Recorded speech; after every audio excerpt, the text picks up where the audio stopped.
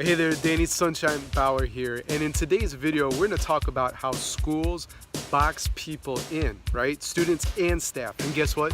The Better Leaders, Better Schools roadmap is available. More about all of that in just a second. No, we're recording. What? We're recording already? I'll slice that out and put it in the B-rolls. Perfect. We got that B-roll. All right. We got the B-roll. So here we are, Danny Sunshine Bauer, Better Leaders, and my friend Jethro Jones from the Transformative Principal. And on Tuesdays, we try to do Q&A consistently. We've been pretty good. Since the summer, I'd say. In the spring, not so good. I don't know what happened there. But we've been consistent for a while. And in today's show, we're going to talk about, should I write left-handed or should I write right-handed? But before we get there, I do want to talk about that. But what? and I did a Facebook Live video yesterday, but Jethro, this arrived on my doorstep yesterday. It is so cool. Whoa. I've worked for a year on it, and it's now here. This is the proof copy, so when you buy the book, it won't say "not for resale" across from it. But this is the beautifully designed book. I wrote it for you. I wrote it for other school leaders. It's called The Better Leaders, Better Schools, a Roadmap, Small Ideas That Lead to Big Impact. Jethro's in here. He was kind enough to write something for book blurbs and book praise. So obviously too small to read. But my goal was to just tell stories of other heroic school leaders. My goal was to give tips and tricks that are very actionable that you can put into place today if you wanted to. And the idea is, and it says it on the back, but in terms of you can create your legendary school starting tomorrow. So that's what I want. I want to inspire people, empower them. I want to shift their mindset a bit. I know, I'm so jealous too. You got to interview Seth Godin on your podcast, and he's a huge hero of mine. And he wrote many books, but one that's free is called Stop Stealing Dreams. And it's sort of like, what is school for? He wants to just have us rethink, right, and push us in our mindsets of how we view education. And in that book, he says, criticize what I've written or write your own. And so I chose the latter because I do really appreciate all the work that Seth did. I'm going to send him a copy of this book and just, see what happens. But it's out. It's pretty much out. The ebook's already ready. The print one is getting verified in Amazon. So definitely by Friday, you can get all the books, either at my website, betterleadersbetterschools.com, or definitely on Amazon. You can get the book there too. Last thing I want to say, Can I just show something real quick on my screen? Well, it depends. It's something different than I showed you before. Okay, all right. Okay. So check this out. So here's what you need to do. You need to go to Amazon. You type in Better Leaders, Better Schools roadmap right here. And then you click this button right here that says buy now with one click. And yoink, just like that. What? And it says, there you go. Boom. Oh, man. Thank you. That's all you got to do. Dude, that is so amazing. So you're probably the first person who purchased the book, man. I really appreciate you. Oh, that would be awesome. I hope there's a little imprint of 00001 in there for me. Absolutely. I'm going to write it, even if there's not. You should for sure. So it's been a long time coming.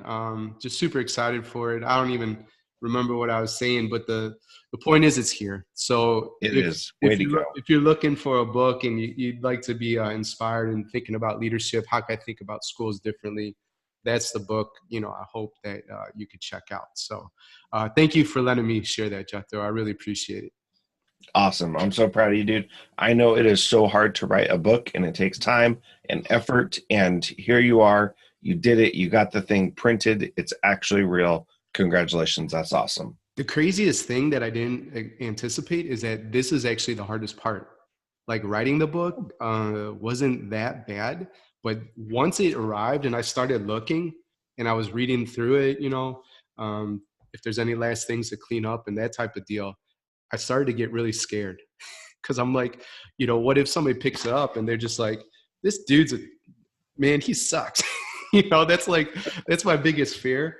But maybe because it became reality, that day that I actually felt it, right? You write it, it's on your computer, you have people working on it, but then it's in your hands, and so crazy. I know you're working on a book, and I can't wait till that comes out as well. I hope that I could be number one and ordering it one click on Amazon. But this is great, and anything I could do to help you, as you're going through that journey, or anybody watching the video, email me, Daniel@betterleadersbetterschools.com. Happy to give you some insight in terms of writing your book and publishing. Yeah, but what you need to do first, obviously, is go buy the book. Go buy the book. Okay. Yep. Buy the book, and then you can ask him for help. There you go. That's your ticket. So send a screenshot or put it on social media. I bought it, and then I'll help you. Sure. Yeah. Very cool. Well, today's question is pretty wild. It comes from a business owner friend of mine. And so we're going to read it. He wants to remain anonymous, and we'll answer it. But what I want to unpack for the viewers too is that how do we as schools force people into boxes? And you'll get what I'm talking about once I read this question. So he says, when I was in kindergarten, it was wrong to be left-handed, and I was forced to write with my right hand. Do they still do this today?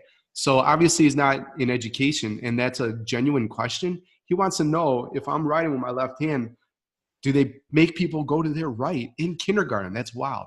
So Jethro, how do you answer this?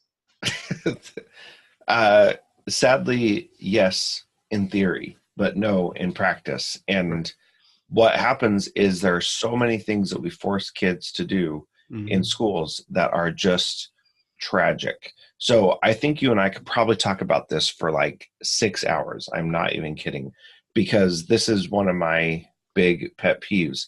Like, I don't even know where to start. It just drives me so crazy. But there's so many things that we do that don't actually help kids, because really school is about compliance, and it's not about learning. And it hasn't been about learning for a very long time. And so we really need to get back to where it is about learning, and not just about this factory model of creating low skilled, everybody's the same factory workers that we've been trying to do for the last 120 years. We need to change it up. We need to really focus on something different. So my big thing going forward is that the schools that are successful are the ones that are hyper local, which means that they very intentionally serve this very small demographic. And they're also the ones who are pushing back against the idea of standardized tests and standards and those kinds of things. And they're actually focusing more on the skills kids truly need to have for the future. There's my short take on it. What is the thing that you're doing at your school that is like forcing a kid who's left-handed to write with their right hand? Yeah. What is the thing that you're doing that's trying to make everybody be the same at the expense of that person's individuality, at the expense of that student's ability to do something that is in an area of giftedness for them? Yeah, those are awesome questions. And I think the only other thing I'd have viewers ponder is when you see a student taking sort of, I guess, a divergent path to solving some type of problem, right? Or completing a project that you assign, and you put some judgment, some value on it, just because it's not how you do it, ask yourself, is this the only way that it can be done, right? You really have to get at the core of what is it that you want as the outcome. And does it have to be a linear path in terms of getting there? Or are there multiple ways, right, that we can absolutely produce the same type of outcome and demonstrate the mastery and the learning and that type of thing? We have to get a lot more creative. And that's where it comes into personalization, being more adaptive and all of that. And to be quite honest, we could learn a lot in terms of education from special ed, because they see kids and what their needs are, and then they personalize it specifically to that kid to help them be a success.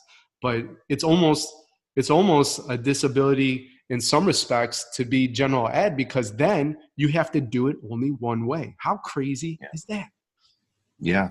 And that's something that I've said for a long time, is that every student should have an individualized education plan, not an IEP, but everybody should have a plan for their own education that is individualized, to them and their needs, not a one size fits all, not the teacher's making this lesson plan and everybody's got to do what she says, but we look at each kid, we take where they're at, and then we help move them forward. Now, last week I went to go visit all these schools, and I'll make this brief, but I visited 8 schools last week. It was amazing, so incredible. And what I saw was that the schools that were actually doing really amazing things with kids, they were individualized. They were personalized, not in the buzzword kind of way, but they really got to know their students. So one school in particular called Anastasis Academy, I've read about and learned about the school for years, and so excited to finally go there. It was incredible. They do a 1-hour interview with every student the first 2 days of school to learn about that student. They know their brain dominance, their multiple intelligences strength, and their learning style, right? So now, after an hour-long interview, the teacher knows this kid so well. And what Kelly Tenkley, the principal there, said, and she said for years, is you can't possibly have the curriculum work when you know a kid that well. The only way the curriculum works is when you don't know the kids, because you don't care what's going on. When you know the kids that well, the curriculum that they have never works because you have to adapt it to them. So she's saying that you need to know the kids so well that you have to adapt what you have planned so that it actually sinks in. Right. That it actually works. Yeah. That's insane. That's awesome. Mind blown. Totally, man. Let me tell you. It was awesome. Cool. Well, I think this is a great place to end for this Q&A. But please, if you are looking for a good book, check it out, Better Leaders, Better Schools on Amazon. And think about this, all right? Share the video. If you got value from today, please share the video on social media. Follow and subscribe us wherever you are watching. Give it a thumbs up. And the question of the day is, how are you, allowing kids to demonstrate mastery in creative ways, right? How are you not forcing students, or even staff for that matter, into boxes? That it's not a one-size-fit-all, and you help people bring the beauty, the creativity, the narrow brilliance inside of them to the table to absolutely be brilliant and special. Boom! Boom! Thanks for watching.